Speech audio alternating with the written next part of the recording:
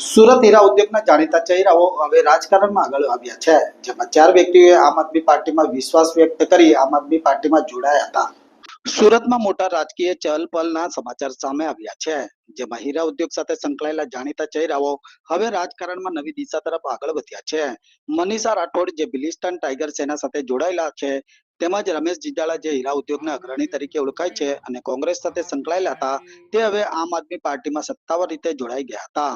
માત્ર એટલું જ નહીં, સુરત શહેરમાં હીરા ઉદ્યોગ તેમજ અન્ય વિવિધ ક્ષેત્ર સાથે સંકળાયેલા કુલ 4 અગત્યના વ્યક્તિઓએ આમ આદમી પાર્ટીમાં વિશ્વાસ વ્યક્ત કર્યો હતો.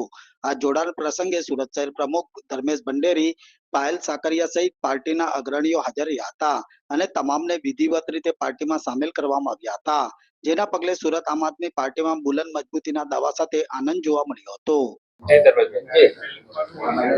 2021 સુરત મહાનગરપાલિકામાં કોંગ્રેસ પાર્ટી તરફથી જેઓ મજબૂતાઈથી ચૂંટણી લડ્યા હતા, આહિર સમાજમાં સુરત શહેરમાં પ્રતિષ્ઠિતતા સાથે અગ્રણીની ભૂમિકા ભજવતા આહિર સમાજના પ્રતિષ્ઠિત આગેવાન શ્રી રમેશભાઈ જીંજાળા આજે પોતાના તમામ સમર્થકો સાથે આમ આદમી પાર્ટી પરિવારમાં જોડાઈ રહ્યા છે.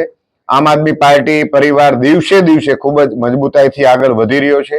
સુરત શહેરના લોકોનો મજબૂત અવાજ, મજબૂત વિશ્વાસ બની રહ્યો છે. ત્યારે શ્રી રમેશભાઈ જીંજાળા અને શ્રી સંજયભાઈ વાળા, એમના મિત્ર, એમના સમર્થક આમ આદમી પાર્ટીમાં જોડાઈ રહ્યા છે. સાથે સાથે બિલિસ્ટન ટાઈગર સેનાના સુરત શહેરના આગેવાન બેન શ્રી મનીષાબેન રાઠોડ પણ આમ આદમી પાર્ટીની જનહિતની, લોકહિતની રાજનીતિથી પ્રેરિત થઈ આજે આમ આદમી પાર્ટીમાં જોડાઈ રહ્યા છે. આ તમામ સાથીઓનું આમ આદમી પાર્ટી પરિવારમાં હાર્દિક સ્વાગત છે.